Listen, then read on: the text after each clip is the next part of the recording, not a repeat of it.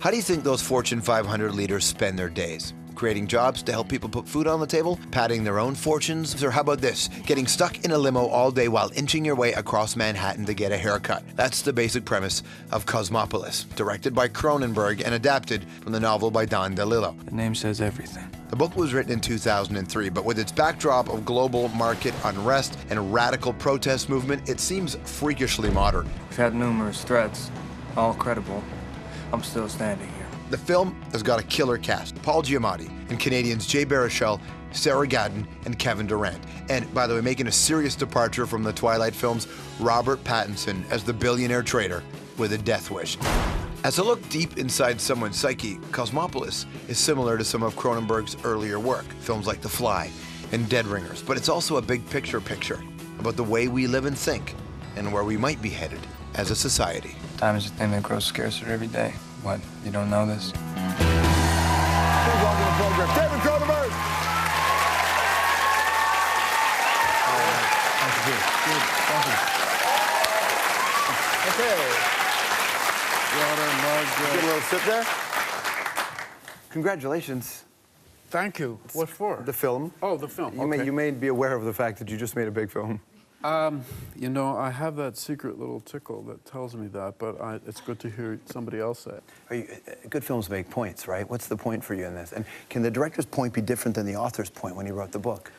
Well, the movie ends up being quite different from the book. In any case, in any time, I've adapted quite a few.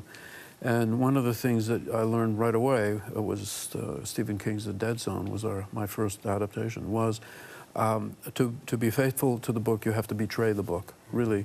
You can replicate the tone of the book, but in detail you cannot, because the two media are so different. You know, a book is not a movie, and some things that you can do incredibly easy in a book, even if you're a bad writer, like that interior monologue where you're inside somebody's head, you can't do it at all in cinema. You know, you often find people sort of reading the book to you while you watch the movie, like you're a kid at bedtime, you know. And that, to me, is an admission of failure that you haven't found the cinematic equivalent. How long did it take you to find the equivalent into this book? 6 days. I wrote the script in 6 days. How is that possible? The word genius comes to mind. However, it might not be my genius. It might be Don DeLillo's, you know? Because it was the dialogue. It was so wonderful. And I just literally had my book on my computer, and I transcribed the dialogue and put it into a screenplay form. And then I said to myself, okay, is this a movie, really? And then I said, yeah, it is. It's a terrific movie. So, you know, when we had last talked to you about A Dangerous Method, Viggo wasn't the first choice. Viggo came in at the end after actors had pulled out. You've worked in scenes before where an actress pulled out. Is this the cast that you set out to have, or did you make changes? It's, you know, it's always a moving target until you're actually making the movie, so it's not unusual, you know, that you have people in and then you lose them, or the deal can't be made, or in the case of Marion Cotillard, who was going to be in Cosmopolis, she got pregnant. She had been trying to get pregnant. She warned us, you know, I might be pregnant. Oh, okay. And she was. And then Colin Farrell was also interested in being in the movie, and I was talking to him, and he got pregnant. No, that's a lie. I'm lying about that. If anybody could get pregnant, it's him. But you know, he got pregnant with Total Recall, i.e. a big budget movie where he'd get paid lots of money, so that was his pregnancy. For a director then to say, okay, Colin Farrell was the guy, but hey, I've got Robert Pattinson, I mean, that's a completely different reality. And you've worked with big actors before, but the conversation around this guy is pretty unique to today. There's not a lot of cats like him right now who get this kind of buzz. Yeah, it's correct, because he's famous, but he's cheap.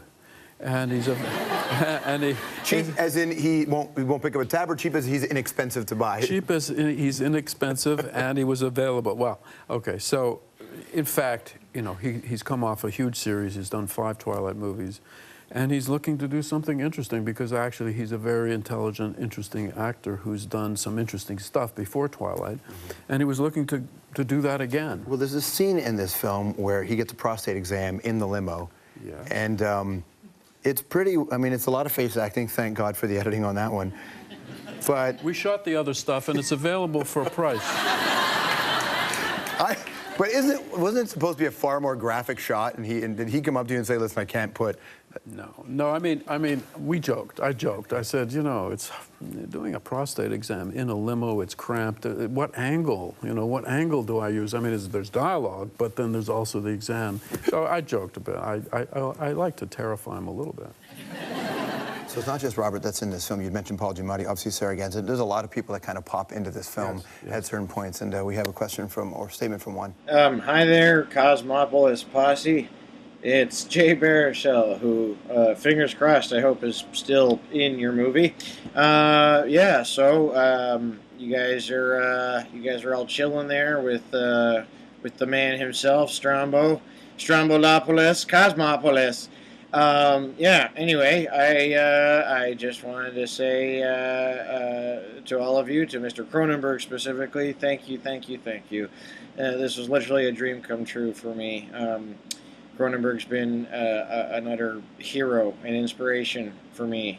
Hero of mine, inspiration to me, and you know, he has done for, you know, over 30 years what I wish to do. So I would have picked up his dry cleaning. So to get the chance to actually be directed by him was a treat. Jay Baruchel.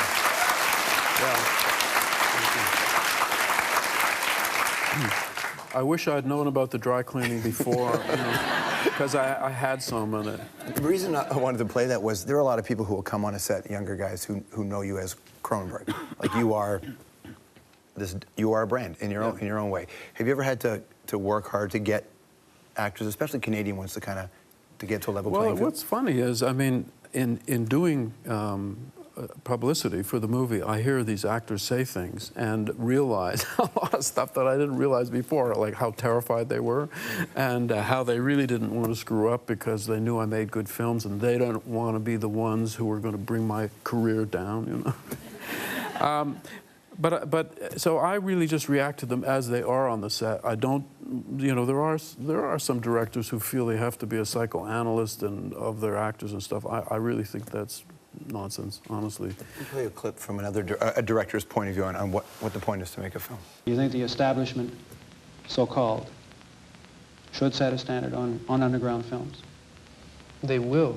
I mean, you can't see a film without making a critical judgment. It just has to be.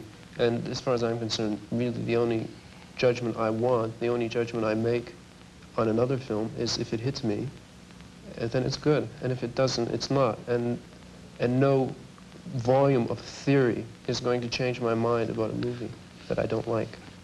There's a 24-year-old David Cronenberg, 1967. I was so cute, wasn't I? That's the shocking part. You could have easily been in Led Zeppelin with that outfit. You could have easily done that. Yeah. Has your opinion of movie making changed? Not at all. Not at all. Do people push you?